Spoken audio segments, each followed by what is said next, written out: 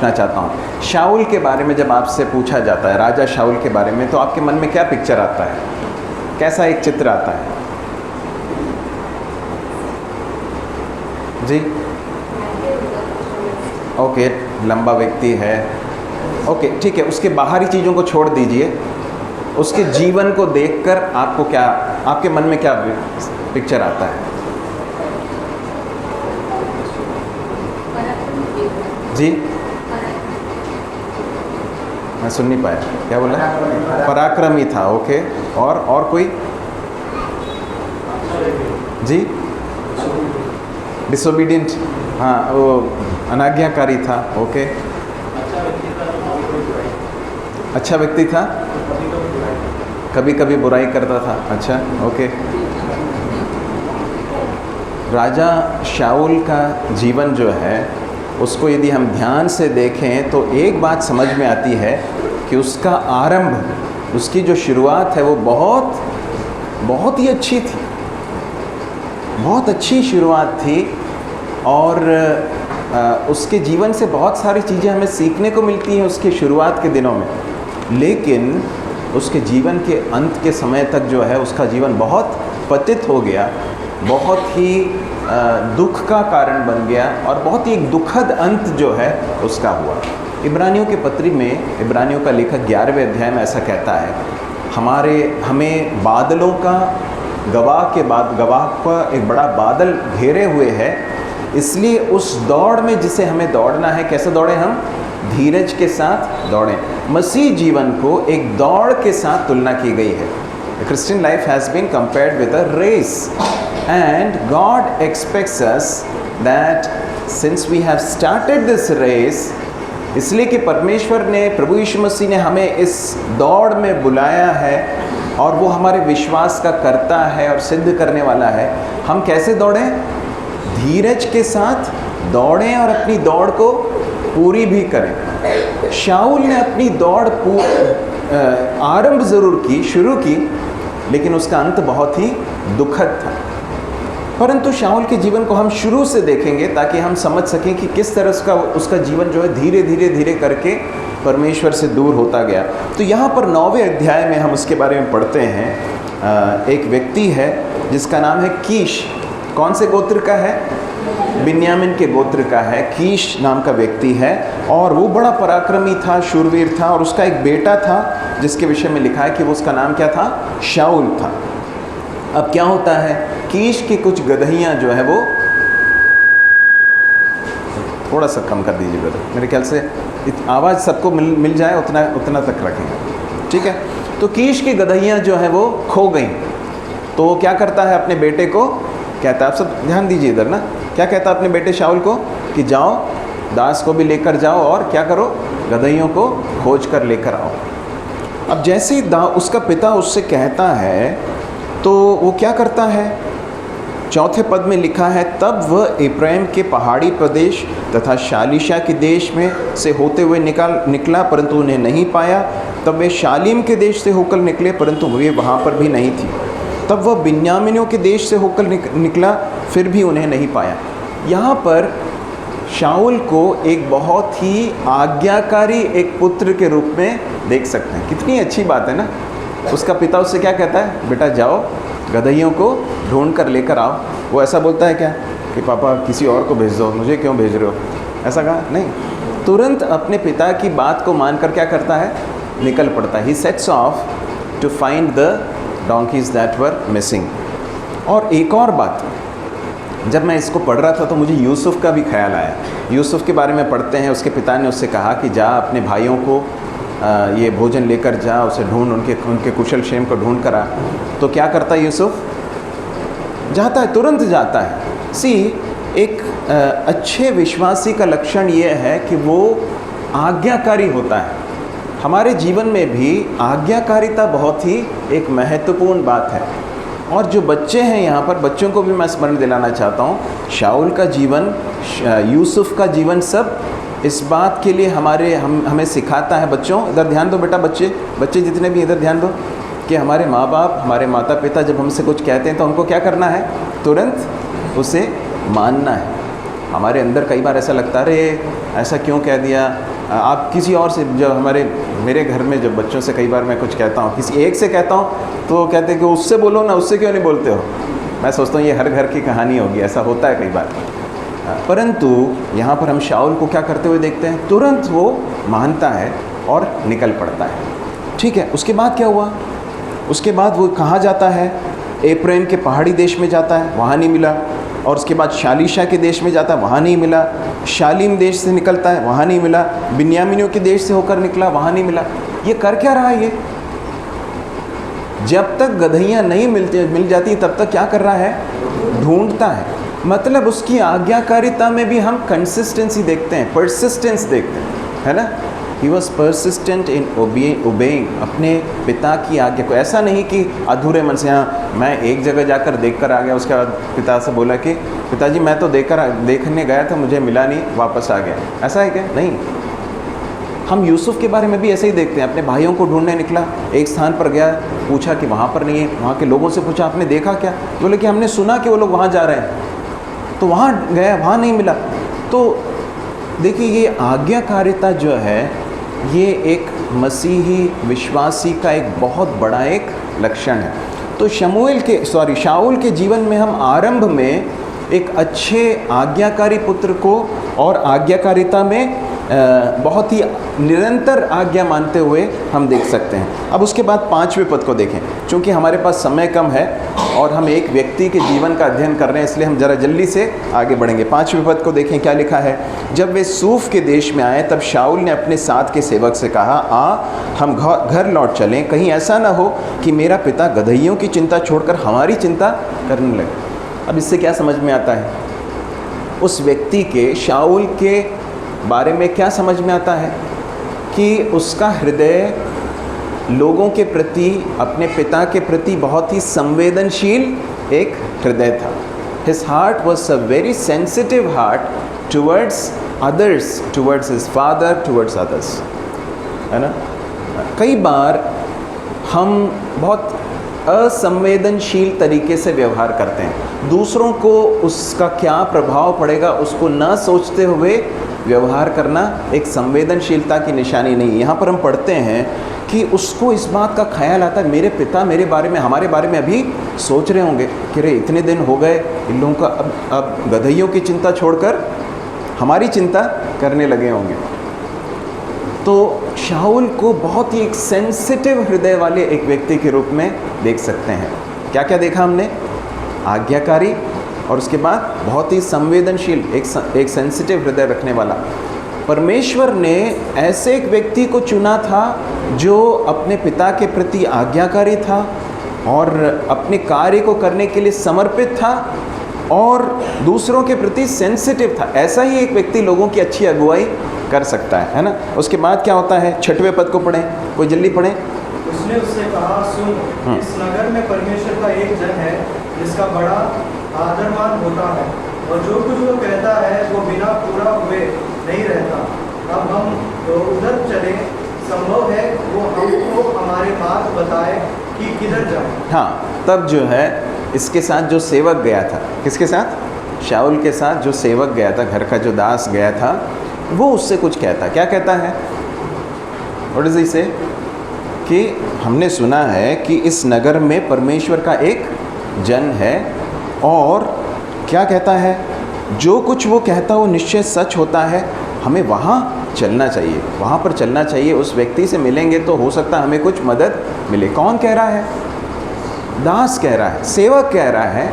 परंतु शाऊल जो है एक आत्मिक सलाह को सुनकर उसे मानने के लिए तैयार हो जाता। वो ये नहीं कहता कि तू कौन होता बोलने वाला, हाँ तू सेवक है, तू सेवक की तरह रहे, ऐसा कहा क्या, नहीं। सेवक एक आत्मिक सलाह दे रहा है, भले सेवक है, दास है उसका, लेकिन एक आत्मिक सलाह दे रहा, परमेश्वर के एक जन के पास जाने की बात कह रहा है।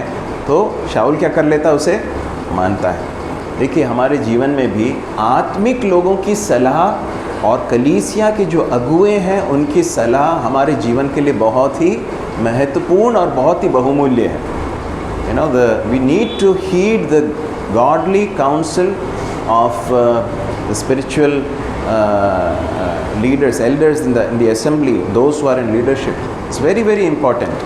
हाँ, तो हो सकता है कई बार हमें आत्मिक सलाह हमसे उम्र में छोटे वाले लोगों से भी कई बार हमें मिल सकती है ना। तो हमें हमेशा संवेदनशील रहने की ज़रूरत है। तो हमने 3 बातें देखी। क्या क्या देखी? आज्ञाकारी था, समर्पित था, और फिर और क्या देखा जी? उससे पहले एक और बात देखी थी, संवेदनशील था, ही वो सेंसिटिव, और उसके बाद फिर आत्मिक सलाह को सुनने वाला एक व्यक्ति था। ठीक है, अब 7वें पद को देखें। शाऊल ने अपने सेवक से कहा, परंतु देख, यदि हम जाएं तो उसके लिए क्या लेके जाएंगे? सेवक कह रहा है कि हम कहाँ जाएं? परमेश्वर के जन के पास जाएं। शाऊल क्या कहता है? हम ऐसे खाली हाथ चले जाएं क्या? उसके पास देने के लिए हमारे पास कुछ है नहीं। तो दास क्या कहता है? देव सेवक कहता है, मेरे पास कुछ है, हम उसे दे देंगे। शाऊल परमेश्वर के जन के पास जा रहा है, परमेश्वर के दास के पास जा रहा है, और परमेश्वर के दास का सम्मान के रूप में वो उसे कुछ भेंट देना चाहता है। तो परमेश्वर के दास के प्रति भी एक सम्मान रखने वाला एक हृदय शाऊल के अंदर था, इसे समझ में आता है। We understand that Saul had a heart that honored the servant of the Lord, because he wanted to go there and he wanted to honor him. ठीक है, इतनी बातें हमने देखी। अब आगे चलते हैं, 10वें अध्याय में आ जाइए। हाँ, अब क्या होता है इस बीच? क्या होता है कि ये लोग पहुंच जाते हैं। मैं आपको कहानी सुना देता हूं ताकि हमें आगे की ना थोड़ी निरंतरता मिल जाए। तो ये लोग शमूएल से मिलते हैं, और उसके बाद फिर शमूएल उसको बोलते हैं कि तुम्हें चिंता करने की ज़रूरत नहीं है, गदहियाँ जो खो गई थी वो सब मिल गई हैं, मैं तुम्हारे आगे जाऊँगा, तुम जाओ, और वहाँ पर एक स्थान है जहाँ पर तुम मिलोगे, और वहाँ पर मैं तुमसे मिलूँगा और सारी चीज़ें तुम्हें बताऊँगा। अब देखिए 9वें अध्याय के 20वें पद को हम पढ़ें। और तेरी गदहियाँ जो 3 दिन हो गई थी, उनकी कुछ भी चिंता न कर, क्योंकि वह मिल गई है। इस्राएल में जो कुछ मनभाव है वो किसका है? क्या वो तेरा और तेरे पिता के सारे घराने का नहीं है? हाँ, उसके बाद फिर उसके अगले पद को पढ़ लें, 21वें पद। शाऊल ने उत्तर देकर कहा, क्या मैं बिन्यामीनी अर्थात सब इस्राएली गोत्रों में से छोटा गोत्र का नहीं हूँ? और क्या मेरे कुल बिन्यामीन के गोत्र के सारे कुलों में से छोटा नहीं है? इसीलिए तू मुझसे ऐसी बात क्यों कहता है? अब शमूएल जो है, ये लोग किसके लिए गए वहाँ पर? शाऊल और उसके सेवक किसके लिए गए? किस उद्देश्य से गए शमूएल के पास? गदहियाँ चली गई हैं, मिस हो गई हैं या खो गई हैं, उनके बारे में कुछ बताएंगे बोल के गए हैं। लेकिन वहाँ पर शमूएल क्या कह रहा है उससे?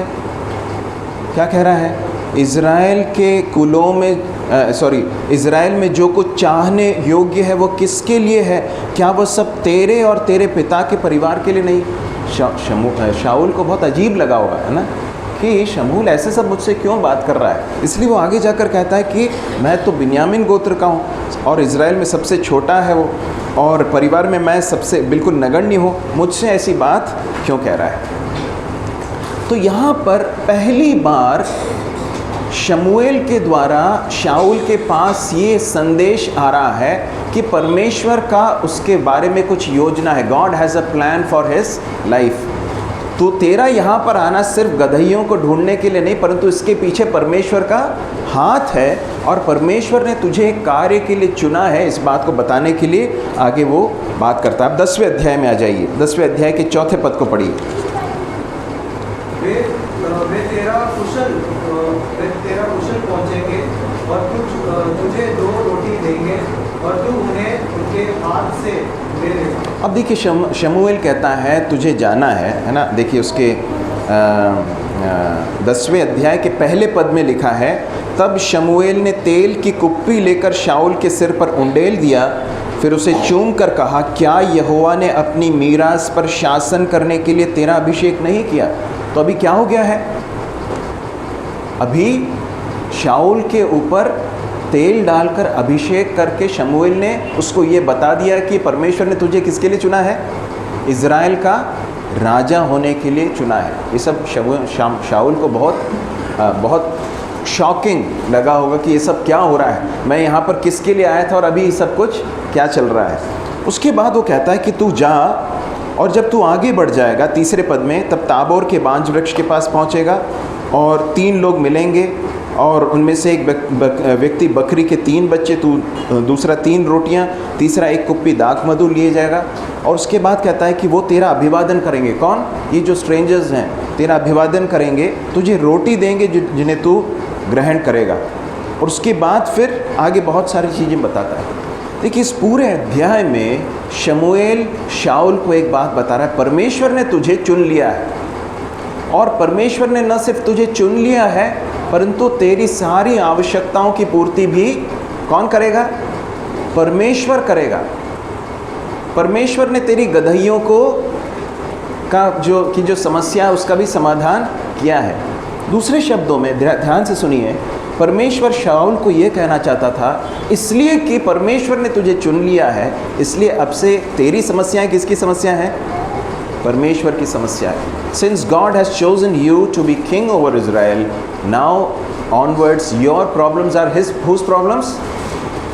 God's problems. जो परमेश्वर की सेवा करते हैं, जो प्रभु के ऊपर निर्भर होकर चलते हैं, उनके लिए, और जो परमेश्वर के उद्देश्य के लिए बुलाए गए हैं, उनके लिए बहुत प्रोत्साहन की बात है। क्या प्रोत्साहन की बात है? कि हमें अपने जीवन के विषय में चिंता करने की आवश्यकता नहीं है, क्योंकि हमारे जीवन की जिम्मेदारी किसने उठाई है? Who has taken the responsibility of our life? It is God Himself. प्रभु कहता है कि तुझे तेरे सस्टेनेंस के लिए तुझे रोटी देंगे, तू उसे ले लेना। और उसके बाद उसके 6वें पद में कहता है, तब यहोवा का आत्मा तुझ पर प्रबलता से उतरेगा, जिससे तू भी उनके साथ नबूवत करने लगेगा। परमेश्वर का आत्मा तेरे ऊपर उतरेगा। You will be empowered by the Holi spirit. न सिर्फ तेरे भौतिक आवश्यकताओं की पूर्ति मैं करूँगा, तेरे सांसारिक आवश्यकताओं की पूर्ति करूँगा, परंतु मैं तुझे आत्मिक सामर्थ्य दूंगा। किसके द्वारा? अपने आत्मा के द्वारा। परमेश्वर का आत्मा तुझे सामर्थ्य देगा। बहुत बड़ी एक बुलाहट है जो शाऊल को दी जा रही है। शाऊल के लिए बहुत बड़ा काम है। क्या काम करना है? इज़राइल का राजा बनने के लिए बुलाया गया है। शाऊल सोचता है कि मैं कैसे करूँगा, कैसे करेगा? कौन तुझे चलाएगा? परमेश्वर चलाएगा, क्योंकि इज़राइल किसकी प्रजा है? किसकी प्रजा है? परमेश्वर के लोग हैं, परमेश्वर की प्रजा है। उनकी चरवाही करने के लिए, अगुवाई करने के लिए जब परमेश्वर ने शाऊल को ठहराया, परमेश्वर क्या कहता है? मैं तेरी आवश्यकताएं पूरी करूंगा, मैं तुझे आत्मिक सामर्थ्य दूंगा। और उसके बाद 7वें पद में कहता है, क्या कहता है? जब ये चिन्ह तुझे दिखाई दें तब तू अवसर के अनुकूल कार्य करना, क्योंकि परमेश्वर तेरे साथ है। God is with you. परमेश्वर की उपस्थिति तेरे साथ है। तो हमने क्या क्या बातें देखी? परमेश्वर क्या कहता है? इधर ध्यान दीजिए, क्या क्या कहता है शाऊल से? परमेश्वर ने तुझे राजा होकर चुना है। अब से तेरी समस्याएं किसकी हैं? परमेश्वर की। God has taken responsibility of your life.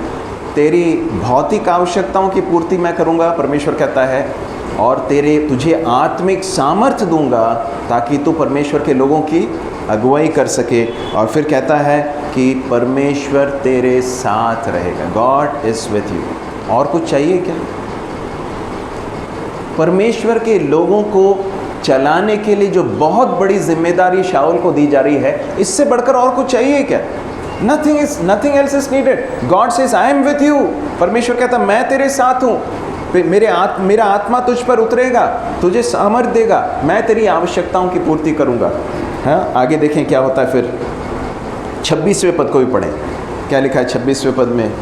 शाऊल भी अपने घर गिबा को चला गया, उसके साथ, ध्यान से सुनिए क्या लिखा है, उसके साथ वे सब शूरवीर भी गए जिनके हृदय को परमेश्वर ने उभारा था। Now look at this. परमेश्वर ने एक काम के लिए किसको बुलाया है? शाऊल को बुलाया है ना। अब परमेश्वर ने उसकी मदद करने के लिए, उस काम में उसकी मदद करने के लिए कुछ लोगों को भी तैयार किया। God has prepared some people to help him also in this work. How beautiful it is. कितना सुंदर है। परमेश्वर जब किसी कार्य के लिए एक व्यक्ति को बुलाता है तो उसके लिए सारी आवश्यकताओं की वो पूर्ति करता है। परमेश्वर ने न सिर्फ उसको आत्मिक सामर्थ्य दी, अपने उपस्थिति के बारे में बताया, प्रतिज्ञा दी, उसे कहा कि मैं तेरी आवश्यकताओं की पूर्ति करूँगा। परंतु यहाँ पर हम देखते हैं परमेश्वर ने उसके साथ कुछ लोगों को भेजा, और ये लोग कैसे लोग थे? जिनके हृदय को परमेश्वर ने उभारा था। वो अपनी मर्जी से नहीं गए थे, परमेश्वर ने उनको भेजा था। इस बात को हम देख सकते हैं। उसके बाद क्या हुआ? उसके बाद परमेश्वर उससे शमूएल जो है वो उससे कहता है कि तुझे सब कुछ बताया जाएगा, तुझे क्या करना है सब मैं बताऊंगा। तुझे गिलगाल जाकर क्या करना है? 7 दिन तक वेट करना है। क्या करना है? 7 दिन तक वेट करना, इंतज़ार करना। तुझे कुछ करना नहीं है, तुझे जो करना है मैं तुझे बताऊंगा। किसने कहा? शमूएल ने बोला। अब देखिए, अब 11वें अध्याय में आ जाइए। 11वें अध्याय के पहले पद में हम पढ़ते हैं कि शाऊल के पास पहला काम आ गया, या पहला राजा के रूप में कार्य करने के लिए पहला सिचुएशन आ गया। क्या हो गया? अम्मोनी नाहाश ने याबेश गिलियाद पर चढ़ाई करके घेराबंदी कर दी। अब क्या हो गया? अम्मोनी लोग जो हैं उन्होंने आक्रमण कर दिया। किसके ऊपर? याबेश गिलियाद के लोगों के ऊपर। तब उन लोगों ने जो है उनसे कहा कि हमारे साथ समझौता कर लो, संधि कर लो। तो क्या कहा उसने? उन्होंने क्या कहा? मैं एक ही शर्त पर तुम्हारे साथ संधि करूंगा, तुम्हारे सबके दाहिनी आंख को निकाल दूंगा और इस प्रकार संपूर्ण इज़राइल को अपमानित करूंगा। तब क्या होता? याबेश के लोग प्राचीन जो हैं वो क्या करते हैं? वो दूत भेजकर, दूत शाऊल के गिबा में आए और लोगों के सुनते हुए यह संदेश उन्हें सुनाया कि सब लोग चिल्ला चिल्ला कर रोने लगे। अब एक बहुत बड़ा क्राइसिस आ गया है, संकट का समय आ गया। क्या हो गया है? शत्रु ने आक्रमण किया है। किसके ऊपर? इज़राइल के एक भाग के ऊपर, याबेश गिलियाद के ऊपर। वहाँ के लोगों को बोल रहे हैं कि हम तुम्हारे दाहिने आँख को निकाल कर तुम्हें सबके सामने अपमानित करेंगे। तुम हमारे साथ समझौता कर लो तो भी हम ये करने वाले। तो क्या होता है? ये लोग संदेश भेजते हैं। सब लोग क्या कर रहे हैं? रो रहे हैं। सब लोग बहुत होपलेस हैं। उस समय पर क्या होता है? शाऊल जो है बैलों को खेत से लेकर आ रहा था और वो रोने की आवाज़ सुनता, बोलता ये सब क्या चल रहा है, रो क्यों रहे लोग? तब उसको बताया गया कि ऐसी सब बात हुई है। तो क्या हुआ? 7वें पद में पढ़ते हैं, 6वें पद में, इस संदेश को सुनते ही परमेश्वर का आत्मा शाऊल पर सामर्थ के साथ उतरा और वह अत्यंत क्रोधित हुआ। और उसके बाद फिर हम देखते हैं कि उसने युद्ध लड़ा। मैं कहानी बताकर आगे बढ़ रहा हूँ, है ना? आप लोग सब हैं? कहीं बीच में चले तो नहीं गए? ऐसा होता है ना कई बार कि लोग देख तो रहे हैं लेकिन मन कहीं और है। और विशेषकर हम सब क्लासरूम में भी हैं। क्लासरूम में ये सब हमने बहुत बचपन में किया है ना, कि टीचर पढ़ाती है या पढ़ाते हैं तो हम लोग देख तो रहे हैं उनको, लेकिन हमारा मन कहीं और रहता है। ऐसा नहीं होना चाहिए, है ना? तो क्या हम देखते हैं हम यहाँ पर पढ़ते हैं, परमेश्वर का आत्मा उस पर बड़े सामर्थ के साथ उतरा। परमेश्वर ने उसको सामर्थ दी और उसके बाद वो युद्ध लड़ता है। युद्ध में क्या हो जाता है? जीत जाता है। किसने युद्ध में जिताया उसको? Who gave him victory? The Lord gave him victory. उसके बाद क्या होता है? उसके बाद जरा देखिए 11वें अध्याय के 12 और 13 को पढ़िए। 11 का 12 और 13। तब लोगों ने शमूएल से कहा, वह कौन है जिसने कहा था क्या शाऊल हम पर राज्य करेगा? उन मनुष्यों को लाओ कि हम उनको मार डालें। परंतु शाऊल ने कहा, आज कोई मनुष्य मारा नहीं जाएगा, क्योंकि यहोवा ने आज इज़राइलियों को छुटकारा दिया है। अब जरा ध्यान से सुनिए क्या हुआ यहाँ पर। यदि आप इसके 10वें अध्याय के 27वें पद को देखें तो वहाँ पर क्या हुआ? कुछ लुच्चे लोगों ने कहा, यह मनुष्य मतलब शाऊल हमें किस प्रकार छुड़ा सकता है? ये आक्रमण होने से पहले है। अब देखिए किसने चुना था शाऊल को? परमेश्वर ने चुना। किसके द्वारा? शमूएल के द्वारा। शमूएल ने उसका अभिषेक किया था। परंतु कुछ लुच्चे लोगों ने क्या किया? उसका तिरस्कार किया। कहा अरे ये क्या छुड़ाएगा हमें? शाऊल के बारे में क्या लिखा मालूम है? इस प्रकार उन्होंने उसे तुच्छ जाना और उसके पास कोई भेंट नहीं लाए, परंतु वह चुप रहा। उसने कुछ नहीं बोला। उसने कुछ नहीं बोला, कोई रिएक्शन नहीं दिया। उसके बाद यहाँ पर क्या हो गया? अब युद्ध जीत लिया। जब युद्ध जीत लिया तो ये समझ में आ गया कि हाँ, शाऊल को परमेश्वर ने चुना है, शाऊल काम को कर सकता है, ये बात सबके सामने साबित हो गई, प्रमाणित हो गई। तो क्या हो गया, लोगों ने एक एडवाइस दिया, कुछ लोगों ने एडवाइस दिया। हमारे जीवन में भी जो है अलग अलग तरह के एडवाइस आ सकते हैं, अलग अलग लोगों से आ सकते हैं। हमें ये जानने की ज़रूरत है कि ये आत्मिक एडवाइस है, आत्मिक सलाह है, परमेश्वर की ओर से आ रहा है कि मनुष्य की ओर से आ रहा है। क्या कह रहे हैं लोग? अरे कुछ लोगों ने कहा था ना, है ना, some people had told what, कि how will he deliver us, bring them, let them be killed. क्या हो गया? शाऊल क्या कहता है? आज कोई मनुष्य नहीं मारा जाएगा। क्यों? शाऊल ये नहीं कहता है कि देखो मैंने उनको माफ़ कर दिया है, कोई बात नहीं, मैं उनको माफ़ कर देता हूँ, मैंने अच्छा युद्ध लड़ा, अब उनको समझ में आ जाएगा बाद में। ऐसा नहीं करता। क्या कहता वो? क्योंकि यहोवा ने आज इज़राइलियों को छुटकारा दिया है। God has, the Lord God has given victory today to the Israelites. शाऊल ने इस बात को समझ लिया कि इस युद्ध में जो विजय मिली है वो कैसे मिली है? परमेश्वर ने दी, मेरे किसी शक्ति से, सामर्थ्य से नहीं मिली है। इसलिए मिली है क्योंकि परमेश्वर यहोवा ने हमारी सहायता की है। अब आपको ये सब सुन के क्या लग रहा है? कितना अच्छा व्यक्ति है ना शाऊल, है वास्तव में अच्छा व्यक्ति था, बहुत अच्छी शुरुआत थी। लेकिन 13वें अध्याय में आ जाइए, चैप्टर 13।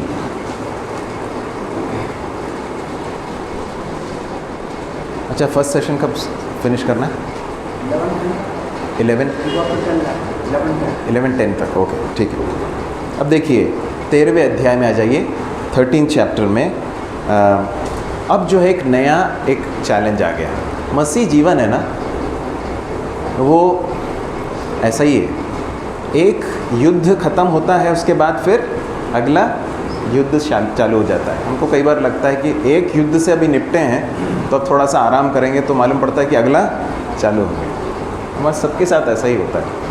और परमेश्वर चाहता है कि हम हमेशा इस युद्ध में बने रहें, ताकि हम हमेशा एक कभी भी जो है एक आराम के मोड में हम चले न जाएं। तो हम देखते हैं कि शाऊल के जीवन में अगला चैलेंज आ गया। अगला चैलेंज क्या है? अब पलिश्ती लोग जो हैं उनका आक्रमण हो गया। क्या हुआ?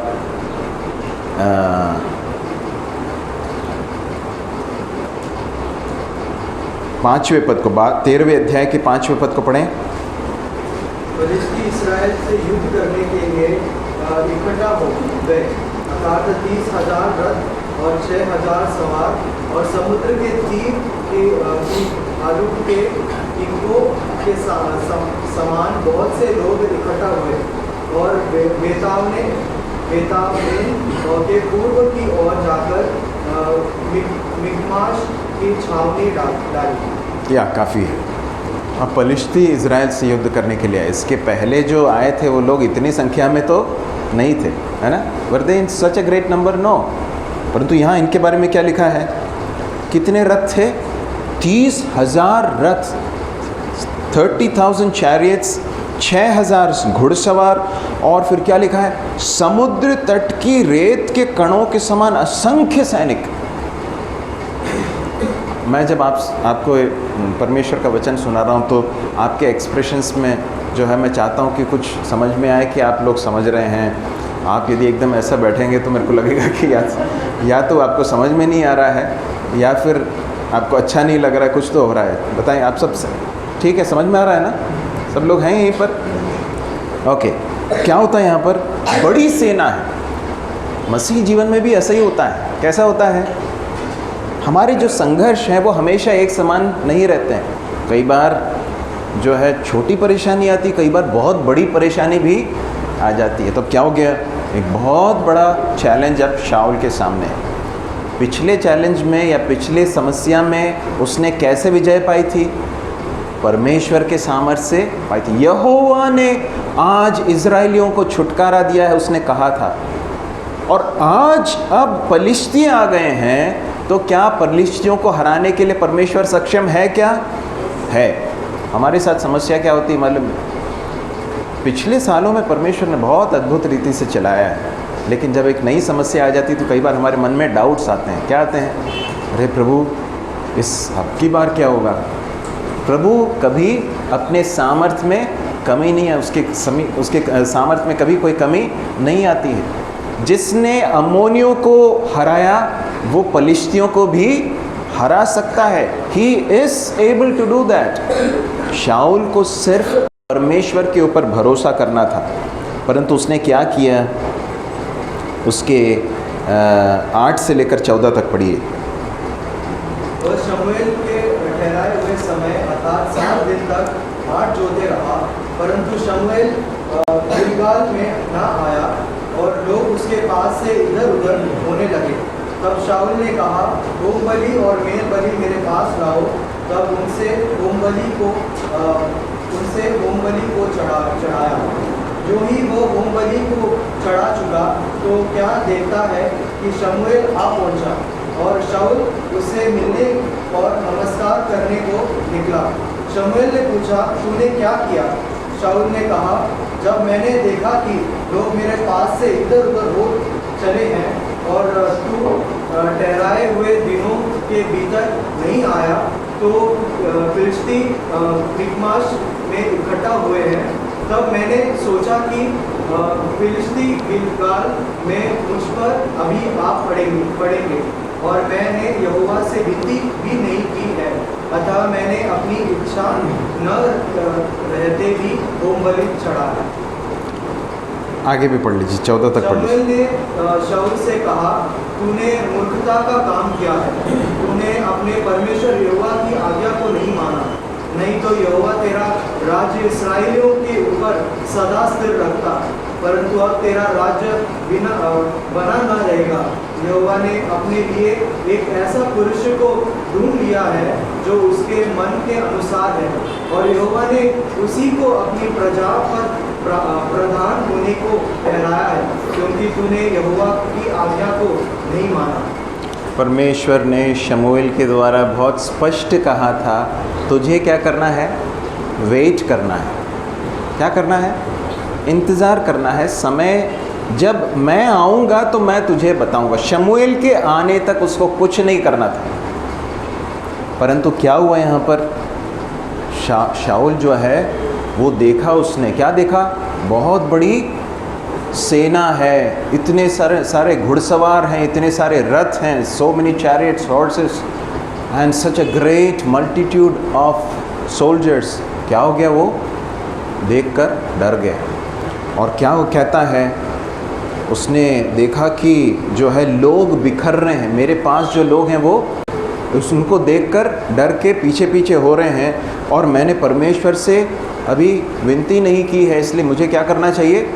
मुझे बलिदान देना चाहिए। करना चाहिए था क्या? Was it a good idea? शमूएल ने के द्वारा परमेश्वर ने जो कहा था उतना मानना था। हमारे जीवन में हम कई बार हमारे चैलेंजेस को, हमारे समस्याओं को अपनी बुद्धि से सुलझाने की जब कोशिश करते हैं तो वो हमारे लिए कई बार बहुत बड़े पराजय का कारण बन जाता है। When we try to solve our problems, our challenges with our own intellect, with our own experience, it becomes a great cause of failure in our life। तो यहाँ पर हम देखते हैं वो कुछ कहता है। क्या कहता है वहाँ पर? उसके 11वें पद के में जब शमूएल उससे पूछते, तूने ये क्या किया है? What have you done? तो क्या बोलता है? शाऊल ने क्या उत्तर दिया? मैंने क्या किया? मैंने देखा करके लिखा है, मैंने देखा। I saw, because I saw। परमेश्वर ने 12वें अध्याय के 24 और 25वें पद में शमूएल के द्वारा शाऊल को कुछ कहा था। शाऊल को और इजरायली लोगों को क्या कहा था? Verse 24 and 25 of chapter 12 verse 24 and 25 क्या लिखा है वहाँ पर? पढ़ेंगे। केवल इतना हो कि तुम यहोवा का भय मानो और अपने संपूर्ण मन और सच्चाई से उसकी आराधना करो, क्योंकि विचार करो कि उसने तुम्हारे लिए कैसे कैसे महान कार्य किए हैं। परंतु यदि तुम बुराई करते ही रहोगे तो तुम और तुम्हारा राजा दोनों मिट जाएंगे। God was very clear in his command. परमेश्वर ने बहुत स्पष्ट रूप से कहा था कि तुमको क्या करना है, इतना करना है, यहोवा का भय मानना है। यहोवा का भय मानोगे तो मनुष्य का भय नहीं आएगा।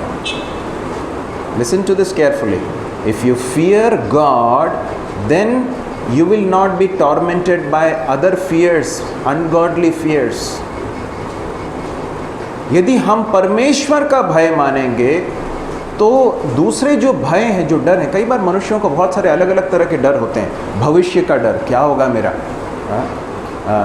मेरे नौकरी का क्या होगा, ये मेरे भविष्य का क्या होगा, मेरे स्वास्थ्य का क्या होगा। यदि हम परमेश्वर का भय मानते हैं, परमेश्वर के हाथों में हमने अपने आप को सौंप दिया है, तो हमें डरने की, भयभीत होने की कोई आवश्यकता नहीं है। तो यहाँ पर स्पष्ट आज्ञा थी। क्या आज्ञा थी? केवल इतना करो कि तुम यहोवा का भय मानो और अपने संपूर्ण मन और सच्चाई से उसकी सेवा करो। यहाँ पर कुछ ऐसा हुआ जो लोगों को दिखाई नहीं दिया। शाऊल के अंदर कुछ हो रहा था which was not evident to others. What was it? परमेश्वर का भय मानने में थोड़ी सी गिरावट आ रही थी। He was failing in fearing God, and that is what happened, and that is why he started to fear the great multitude of soldiers and the chariots and all the horses. ये सब देखकर वो इसलिए डरा क्योंकि परमेश्वर का भय नहीं था अंदर, या परमेश्वर के प्रति उसका जो समर्पण है उसमें एक कमी आ गई थी। हम जब विश्वास से चलते हैं ना, विश्वास से चलते हैं तो विश्वास की दृष्टि से हम उन चीज़ों को देख पाते हैं जो कोई और नहीं देख पाता है। Please listen to this. विश्वास की दृष्टि से ही हम बहुत सारी अनदेखी चीज़ों को देख सकते हैं। इब्रानियों की पत्री 11वें अध्याय में हम पढ़ते हैं बहुत सारे लोगों के बारे में। मूसा के बारे में लिखा है, उसने विश्वास से उस बड़े मिस्र के भंडार से भी बड़ा धन जो है किसका देखा? परमेश्वर का धन, असीम धन देखा। पूरे इब्रानियों की पत्री 11वें अध्याय में बहुत सारे विश्वास के वीरों के बारे में लिखा है। उन्होंने, उन सब ने कुछ ऐसा देखा जो बाकी साधारण लोग नहीं देख पाए। Why? Because they had eyes of faith. विश्वास की आंखें थी। यहाँ पर क्या लिखा है, वो क्या कह रहा है? 11वें पद में, 13th चैप्टर के 13वें अध्याय के 11वें पद में क्या कहता है? मैंने देखा कि लोग मुझे छोड़कर तितर बितर हो रहे हैं। I saw. What is he seeing? Not God. परमेश्वर को नहीं देख रहा, वो किनको देख रहा है? मनुष्यों की ओर उसकी नज़र है। यदि परमेश्वर के ऊपर नज़र होती तो इस पराजय से बचा जा सकता था। He could have avoided this failure. आपको याद है ना, प्रभु यीशु मसीह ने शिष्यों को भेजा और वो बहुत परेशान थे। वो नदी में थे, समुद्र में थे और नाव पर थे और खेते खेते परेशान हो गए थे। लग रहा था कि अब डूब के मर जाएंगे। चौथे पहर के समय प्रभु यीशु मसीह कैसे आए? पानी पर चलते हुए। अरे लोग डर गए, कहीं भूत तो नहीं है। प्रभु कहते हैं कि डरो मत, मैं हूँ। पतरस कहता है, प्रभु यदि आप हैं तो मुझे आज्ञा दीजिए, मैं भी पानी के ऊपर चलना चाहता हूँ। पतरस पानी के ऊपर चला क्या? हाँ, ये है। हम लोग कई बार ये बोलते हैं कि पतरस डूबा, लेकिन हम ये नहीं देख पाते हैं कि वो कुछ कदम तो चला। कैसे चल पाया? इसलिए कि उसकी नज़र कहाँ थी? प्रभु के ऊपर थी। He was looking on the Lord, at the Lord. प्रभु की ओर जो नज़रें उठाकर रखते हैं उनके विश्वास को कोई डगमगा नहीं सकता। परंतु जैसे उसने देखा आसपास लहरों को देखने लगा, तुरंत वो डर गया और पानी में डूबने लगा। यहाँ पर हम देखते हैं अब जो है शाऊल के जीवन में गिरावट आ रही है। क्या गिरावट आ रही है? Now instead of walking by faith he is now started walking by site. दिखने वाली चीज़ों को वो देखकर आगे बढ़ रहा है। उसके बाद क्या होता है? उसके बाद फिर हम देखते हैं, वो कहता है 12वें पद में, इसलिए मैंने कहा अब तो पलिश्ती गिलगाल में मुझ पर आक्रमण कर देंगे। मैंने यहोवा के अनुग्रह के लिए प्रार्थना भी नहीं की है, अतः मैंने विवश होकर होम बलि चढ़ा दी।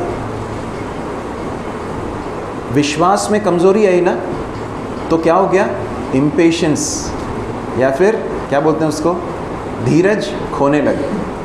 Patience and faith go together, विश्वास और धीरज दोनों साथ साथ चलते हैं। यदि विश्वास है तो क्या होगा, धीरज के साथ हम आगे बढ़ पाएंगे, परंतु विश्वास कमज़ोर होगा तो क्या होगा मालूम है, जल्दी से धीरज खो बैठेंगे, उतावले हो जाएंगे। यहाँ पर शाऊल क्या कर रहा है, बहुत जल्दी उसकी हिम्मत चलेगा, अरे मैं क्या करूँगा।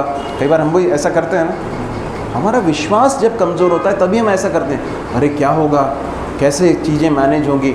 परंतु यहाँ पर क्या होता है, वो वेट नहीं कर पाया, परमेश्वर के लिए विश्वास के परमेश्वर के ऊपर विश्वास करके इंतज़ार नहीं कर पाए। एक भाग पढ़िए, याकूब की पत्री 1 अध्याय उसका 12वां पद, James, the book of James chapter 1 verse 12, याकूब 1 का 12, 1 का 12।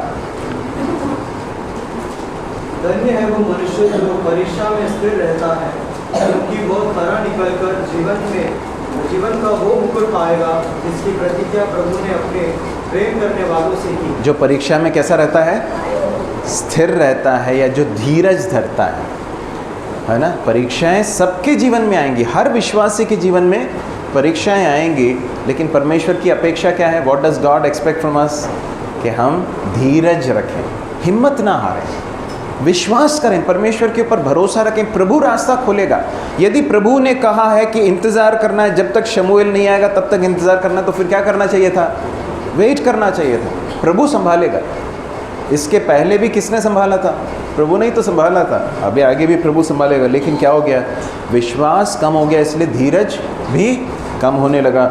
जल्दीबाजी में आकर उसने कदम उठाया, उसके कारण क्या हो गया, आगे जाकर उसने अपना मुकुट खो दिया, है ना, he lost his crown। परंतु यहाँ पर हमने क्या पढ़ा था याकूब की पत्री में, जो परीक्षा में स्थिर रहता है वो क्या पाएगा, मुकुट पाएगा करके लिखा है ना। आगे जाकर 13वें अध्याय के 13वें पद में प्रभु का वचन आता है शमूएल के द्वारा, तूने मूर्खता का काम किया है, तेरे परमेश्वर यहोवा ने तुझे जो आज्ञा दी थी उसका पालन तूने नहीं किया। He became disobedient, एक समय पर एक आज्ञाकारी व्यक्ति, परंतु अब क्या हो रहा है, परमेश्वर के आज्ञा का उल्लंघन कर रहा है। क्यों आज्ञा का उल्लंघन कर रहा है, क्योंकि वो अपनी बुद्धि पर भरोसा करने लगा।